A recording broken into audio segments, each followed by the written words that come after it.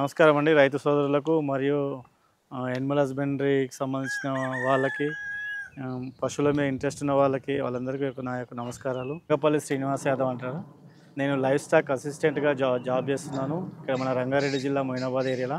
అయితే ఈ వచ్చే వర్షాకాలం సీజనల్ డిసీజ్ గేదెలలో ఏముంటాయంటే హెచ్ఎస్ అనేది ఒకటే ఉంటుంది.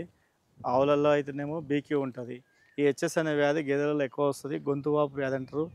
ఈ గొంతు నుంచి ఇక్కడ గొంతు నుంచి మెడ వరకు వాపు వస్తుంటుంది.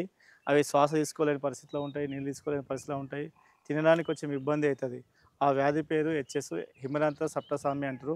ఈ వ్యాధి రాకుండా ఉండాలంటే ఈ వర్షాకాలం తొలకరిలో కానీ ఈ వర్షాకాలంలో కానీ ఈ వ్యాక్సిన్ అనేది వేయించుకోవాలి. ప్రతి టీకా వేయించుకోవాలి గేదెలకి. చేసుకుంటే ఆ హెచ్ఎస్ వ్యాక్సిన్ రాదు. వచ్చిందనుకో ఎక్కువగా 105 నుంచి 108 వరకు బాడీ టెంపరేచర్ ఉంటుంది.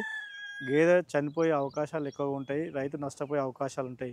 కాబట్టి దగ్గరలో ఉన్నటువంటి పశు వైద్యశాల నుంచి హెచ్ఎస్ వ్యాక్సిన్ తెచ్చుకొని ఈ టీకాలు వేయించుకుంటే బర్రెలు ఈ సంవత్సరం సేఫ్గా ఉంటాయి, నష్టపోకుండా ఉంటుంది.